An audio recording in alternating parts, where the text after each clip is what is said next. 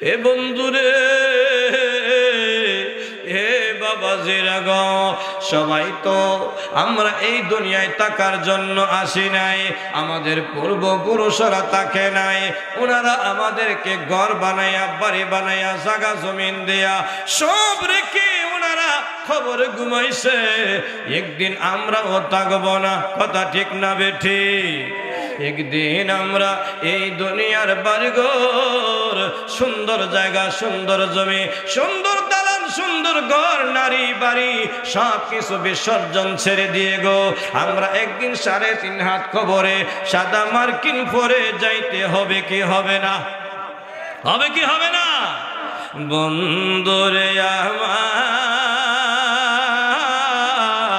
খবর নামে এমন একটি দেশ রে বাবা, যেই দেশে যাওয়ার সিস্টেম আল্লাহ রাখছে গো, ওই দেশটি কি আবার ফিরত আবার কোন সিস্টেম আমার আল্লাহ রাখে না। ঠিক না বেঠি? ও আমার লাকাই উপজেলার খালাকুতানার আমার বামুই মারুগাছের আব্বাজিরা, বাইরা, মা বোনেরা গো, এই দুনিয়ার মায়ায় ভয়রা, এই দুনিয়ার লোভে লালার মধ্যে পড়িয়া আমরা আখিরাত ভুলে যাই। আজান হইলে মসজিদও যাই না, আমরা নামাজের সময় পাই না, নামাজের টাইম পাই না। এই দুনিয়ার জন্য এত পেরেশানি হয়ে গেলাম, দুনিয়ার জন্য এত ব্যস্ত হয়ে গেলাম। বাবা গো, আমি যে মাহফিলের মধ্যে আসলাম, হাফিজুর রহমান জিহাদি, আমি কি মাহফিল থেকে আবার বাসায় ফিরতে পারবো কি পারবো না, এই ধরনের কোনো গ্যারান্টি আমার কাছে আসেনি। কি বলেন, আসে?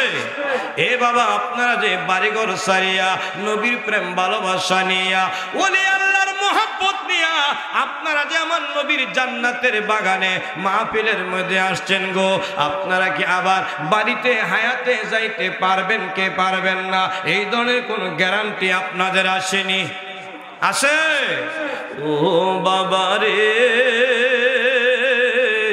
জানি না আগামীকাল কার নামের হেলানটা ওই বামুই মারুগাছ শাহজালাল জামে মসজিদের মধ্যে গো, সম্মানিত খতিব সাহেব হুজুর, না জানি কার নামটা পাল্টিয়া যায়, না জানি কার নামের হেলানটা লাশ হইয়া যায়। ঠিক না বেঠি? বন্ধুরে আমার, কবর নামে এমন একটি দেশ গো, এই কবরের ভিতরে সবাই একদিন যাইতে হবে। মরণ সবার একদিন লাগবে, মরণ থেকে কেউ পালায়া থাকতে পারবে না, মরণ থেকে কেউ দূরে থাকতে পারবে না। আপনি যদি মরণকে ভয় করিয়া মনে করেন আপনি একটা গ্লাস প্যাকেটিং করিয়া আপনি গ্লাসের ভিতরে প্রবেশ করেন, তারপরও কি সেখানে আজরাইল যাইতে পারবে কি পারবে না? পারবে কি পারবে না? আপনি যদি মাটির নিচে গো একটা সিন্দুক বানাইয়া যদি মাটির নিচেও আপনি বসে থাকেন, সেখানেও আজরাইল যাইতে পারবে কি পারবে না? মালাকুল মউত ডাক দিয়া কয়, আল্লাহ আপনি পাক কালামে ঘোষণা দিয়েছেন, কুল্লু নাফসিন যায়িকাতুল মাউত।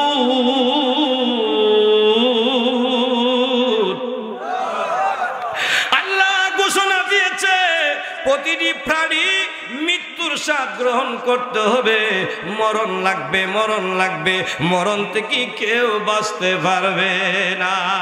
ঠিক না বেঠি? এই ঘোষণা কার? এই ঘোষণা কার? আল্লাহ। তাইলে একদিন আমরা সবাই মরণ লাগবো। ও বন্ধু গো, আপনি যেদিন সাকরাতে বিছানায় পড়ে যাবেন, আপনার সকল আত্মীয় স্বজনরা আপনাকে বেষ্টিন করে বসে থাকবে, মা মা বলে কাঁদবে, বাবা বলে কাঁদবে, দাদা দাদি বলে কাঁদবে, নানা নানি বলে কাঁদবে। ও আপনারা আপনজনরা চিৎকার করে কাঁদতে থাকবে গো, কিন্তু আপনাকে তো কেউ খান্দিয়া আজরাইলের হাত থেকে বাঁচাইতে পারবে না। ঠিক না বেঠিক? বন্ধুরে আমার, আজরাইলের হাতে আপনি গ্রেফতার হয়ে যাইবেন। আপনার মরণটা যদি আপনি ভালো কাজ করিয়া থাকেন, আপনার মরণটা হয়ে যাবে সুন্দর। আর যদি আপনি ভালো আমল না করে থাকেন, আপনার মরণটা হয়ে যাবে কষ্টদায়ক। ও বন্ধুরে, মরণ দুই প্রকার, একটা হলো সুন্দর মরণ, আর একটা হলো কষ্টের মরণ। আমরা কোন মরণ চাই? সুন্দর মরণ চাই, কথা ঠিক না ঠিক? ও বাবুই মারু গাছের আমার পূর্ব গ্রামের বাবাজিরা আব্বাজিরা গো, এমন একটি সুন্দর মরণ আমরা চাই। আমার নবী ডাক দিয়া কয়, আমার উম্মতের মরণটা সুন্দর মরণ কেমনে হবে? এক সাহাবী আল্লাহর নবীকে ডাক দিয়ে কয়, ইয়া রাসূলুল্লাহ, নবী গো, আপনার উম্মতের সুন্দর মরণটা কেমনে হবে? দুনিয়ার একটা মায়ের সন্তান, একটা শিশু মায়ের বুকের দুগ্ধ পান করতে করতে মায়ের ঘুমে বুকের মধ্যে আরামসে ঘুমায়া যায়। মায়ের দুধটা তার মুখ থেকে টান দিয়ে আনে, সে ঘুম থেকে টের পানা ঘুমায়া থাকে, খুব আরামসে ঘুমায়া যায়। ঠিক না বে ঠিক? ঠিক কিনা? এত সুন্দর করে ঘুমায়া যায়, শিশু আর বলতে পারে না মা। কুল থেকে মা বিছানার মধ্যে সন্তানকে রাখে, সন্তান বলতে পারে না। সন্তানের কাছ থেকে মা দূরে চলে যায়, সন্তান আর বলতে পারে না। এ তো আরামসে ঘুমাইছে, কথা ঠিক না বেঠে? আবার আল্লাহর নবী ডাক দিয়ে কয়, সাহাবী রে,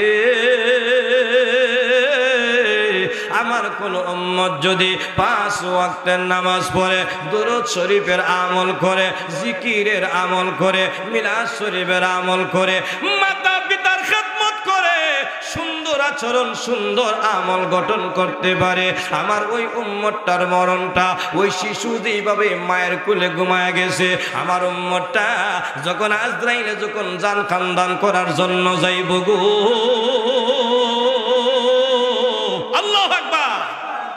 ওই আজরাইল যখন জান খানদান করতে যাইব, ওই উম্মতটা এত সুন্দর করে শিশুর মতন ঘুমায়া যাইব, টের পাইতো না। আল্লাহুম্মা সাল্লি আলা সাইয়্যিদিনা মুহাম্মাদ, আল্লাহুম্মা সাল্লি আলা সাইয়্যিদিনা মুহাম্মাদ, নাবিয়ানা শাফি লানা ডাইনে মাঠে বামে গো মাঠে, মাঠের হবে বিছানা, ডাইনে মাঠে বামে গো মাঠে, মাঠের হবে বিছানা, উপরেতে বাঁশের ছানি, আলো বাতাস লাগবে না। আল্লাহুম্মা সাল্লি আলা সাইয়্যিদিনা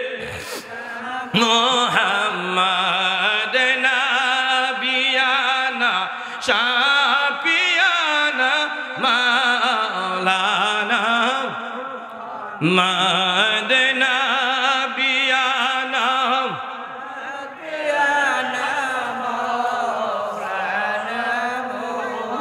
মাটি যদি কাটি হয় রে তোমার আমলের লাগিয়া, মাটি তোমায় চাপা দিবে না তোমার সুন্দর আমলে।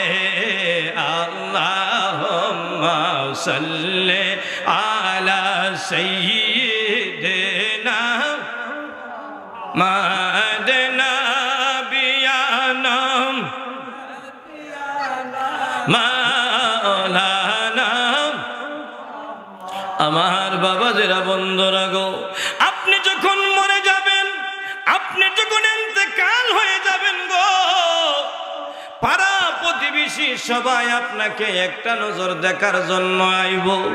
যদি আপনি কোনো ভালো আমল করে থাকেন সবাই আপনাকে দেখতে আসবে, আফসোস করবে, হায়রে অমুক লোকটা খুব ভালো ছিল, খুব ভালো ছিল। আমার আল্লাহ হাদিসে কুদসিতে বলে, বান্দা যদি বান্দার নামে স্টেটমেন্ট দেয় যে বান্দাটা খুব আমলে ছিল, ভালো ছিল, আমার আল্লাহ কয় আমিও তারে ভালো বলে স্বীকৃতি দিয়া আমি আল্লাহ তারে জান্নাত দিয়া দেই। সুবহান। ও বন্ধুরে, আপনি যখন মারা যাবেন আপনার আত্মীয় স্বজনরা আপনারে কাঁধে কইরা যখন কবর নিয়ে যাবে, আপনাকে যখন কবরে শোয়াইব, বিসমিল্লাহি ওয়া আলা মিল্লাতি রাসূলিল্লাহ, আল্লাহু আকবার। ও বন্ধুরে, আপনাকে যখন কবরের ভিতরে শোয়া রাখবো আমার আল্লাহ হুকুমের উপরে, বন্ধুর মিল্লাতের উপরে যখন আপনাকে সবর্দ করে দেওয়া হইব, হায় হায়, আপনাকে যখন বাঁশের ছানি দেওয়া হইব, আপনাকে যখন দাড়ির কভার দেওয়া হইব, আপনার উপরে হাজার হাজার টন মাটি দেওয়া হইব, ও বন্ধুরে, হাজার হাজার মন মাটি দিয়া গো মানুষ যখন 40টা কদম দূরে চলে যাবে, এমনি করে আমার আল্লাহ আপনার কবরের ভিতরে একজন ফেরেশতা পাঠাইব। ওই ফেরেশতার নাম কিতাবের মধ্যে আসছে গো, রুমান নামক ফেরেশতা। ওই রুমান নামক ফেরেশতা আপনার কবরে আসবে।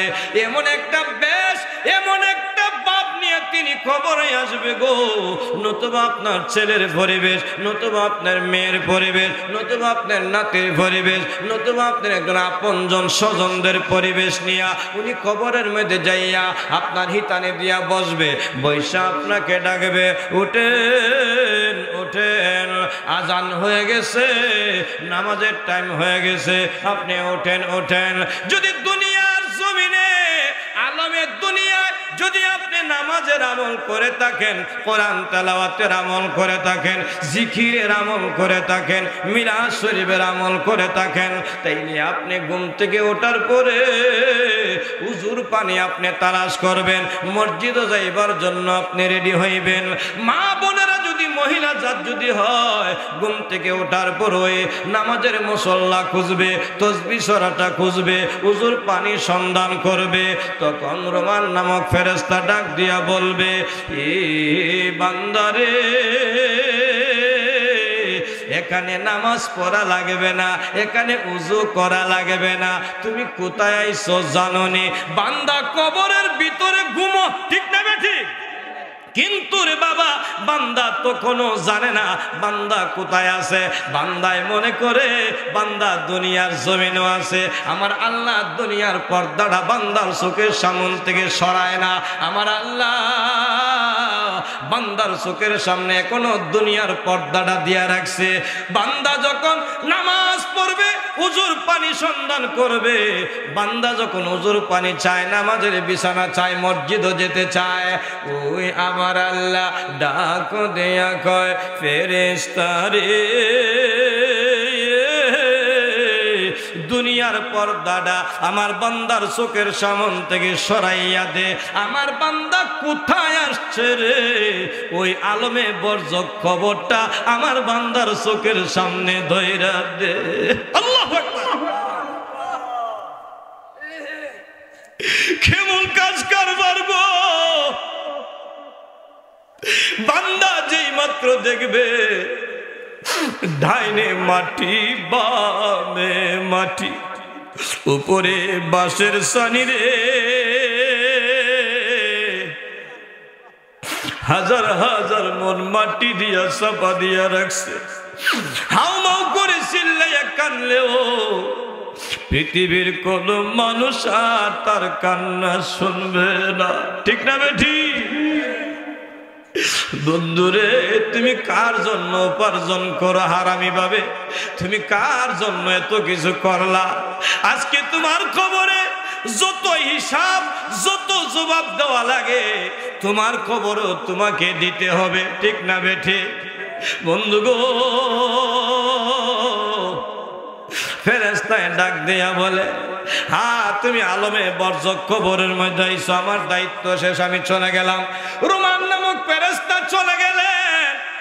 সবে মাত্র মুনকার নাকির ফেরেশতা কবরে প্রবেশ করবেন। সুবহানাল্লাহ, আল্লাহু আকবার। মুনকার নাকির ফেরেশতা কবরে প্রবেশ কইরা তাকায়া দেখে রে বান্দা হাউমাউ করে চিল্লায়া কান্দে। বান্দা যদি আমলকারী হয়ে থাকে, বান্দার আমলগুলো বান্দার চতুর্দিকে ঘেরাও করবে। বান্দার নামাজ, বান্দার রোজা, বান্দার হজ, বান্দার যাকাত, বান্দার জিকির, বান্দার দান খয়রাত, বান্দার সব কিছু বান্দাকে ঘেরাও করে বেষ্টিন করে রাখবে। ওই মুনকার নাকির ফেরেশতারা বলবে, তোমরা একটু যাও, আমি বান্দারে কোন প্রশ্ন করব। ও কিসের প্রশ্ন করবা? বান্দারে প্রশ্ন করব, মান রব্বুকা ও মান দীনুকা মান হাজার রাসূল, এই প্রশ্নগুলো করব। কয় না না না না, বান্দারে প্রশ্ন করবেন কেন? আমরা কারা জানেননি? তোমরা কারা? এতগুলি মানুষ তোমরা কারা? আমি হইলাম বান্দার নামাজ। আল্লাহু আকবার। আমি হইলাম বান্দার কোরআন তেলাওয়াত। বান্দা সকাল বেলা ঘুম থেকে উঠে ফজরের নামাজ পড়িয়া আমি কোরআনকে এত সুন্দর করে তেলাওয়াত করত। মা বোনেরা ঘুম থেকে উঠে গো ফজরের নামাজ পড়িয়া এত সুন্দর করে সূরা ইয়াসিন তেলাওয়াত করে, আউযু বিল্লাহি মিনাশ শাইতানির রাজিম,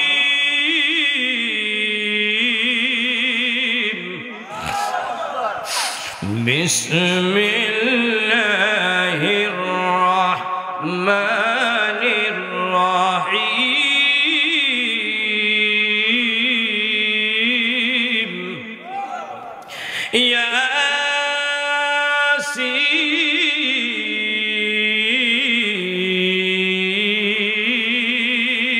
ইয়াসিন ওয়াল কুরআনিল হাকীম,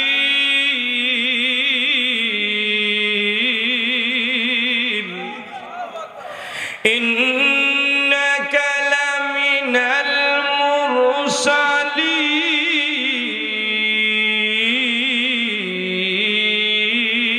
المرسلين على صراط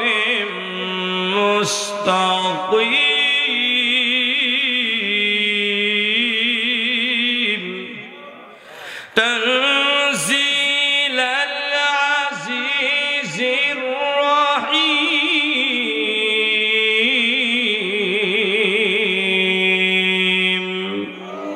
কন্যা আল্লাহু আকবার। আমার মা বোনেরা দেখবেন গো, যারা নেককার আবাদা সালেহা মা বোনেরা ফজরের নামাজ পড়িয়া কোরআন শরীফ লইয়া বসে সূরা ইয়াসিন এত সুন্দর করে তেলাওয়াত করতে থাকে। আমার আল্লাহ ডাক দিয়া কয়, যে ব্যক্তি সূরা ইয়াসিনের আমল করবে তার কবরের ঘোর আযাব মাফ হইয়া যাইব। সুবহানাল্লাহ বলে। যে ব্যক্তি সূরা ইয়াসিন তেলাওয়াতের আমল করবে গো, কবরের মাটি তারে চাপা দিবে না। কবরের মাটি তার লাশ হজম করার ক্ষমতা রাখে না। সুবহানাল্লাহ। বন্ধুরে আমার, একজন বলবে আমি নামাজ, আরেকজন বলবে তুমি কে? বলে আমি কোরআন তেলাওয়াত। তুমি কে? বলে আমি তার জিকির। বলে তুমি কে? আমি নবীর দুরূদ, নবীর দুরূদ শরীফের আমল বান্দা বান্দি বেশি করে করত। আমি হইলাম দরুদ শরীফ। তুমি কে? বলে আমি হইলাম রমজানের রোজা। বলে তুমি কে? আমি হইলাম তার দান খয়রাত। বলে তুমি কে? আমি হইলাম গো বান্দার সুন্দর চরিত্র। আল্লাহু আকবার। কষ্ট হইতেছে আপনারা? বন্ধুরে আমার, বান্দা এত সুন্দর আমলগুলো বান্দার কবরের মধ্যে বেষ্টন করে থাকবে। মুনকার নাকির এতগুলো আমল দেখিয়া গো কি প্রশ্ন করব বান্দারে? বান্দা তো এখানে পরীক্ষার মধ্যে ফাঁস বাজান।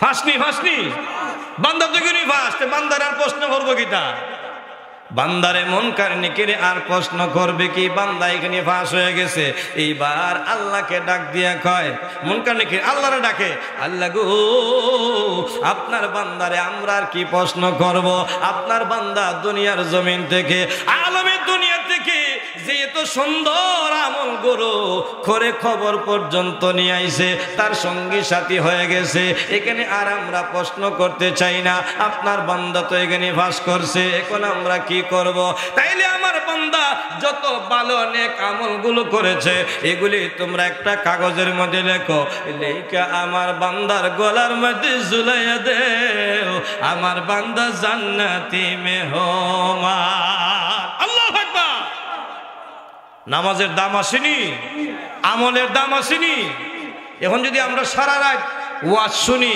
আর ফজরের সময় নামাজ না পড়ি জোহরের সময় মসজিদও না যাই আসরের নামাজ না পড়ি মাগরিবের নামাজ না পড়ি এশারের নামাজ না পড়ি রমজান আসলে রোজা না রাখি তাইলে শুধু শুধু সারা রাত জাগিয়া ওয়াজ শুনলে কোনো ফায়দা হইব কি বলেন কোনো লাভ হবে আমার আব্বা যারা জ্ঞানী গুণী সমাজ শিক্ষিত সমাজ বন্ধুরে আমার মুনকার নাকি কি দিয়া লিখবে আমার আল্লাহকে বলে ও আল্লাহ আমাদের কাছে কাগজ নাই কলম নাই কি দিয়া বান্দার আমলনামা তার গলার মধ্যে ঝুলাইয়া দিব লেখা আমার আল্লাহ ডাক দিয়ে কয় বন ফেরেশতা রে তোমার শাহাদত আঙ্গুল দিয়া কলম ব্যবহার করো থুতু দিয়া কালি ব্যবহার করো বান্দার একটু কাকা বংশীরা তুমি কাগজ ব্যবহার করো এই ভালো আমলগুলা লিখিয়া আমার বান্দার গলার মধ্যে ঝুলাইয়া দিয়া সকন না আল্লাহু আকবার।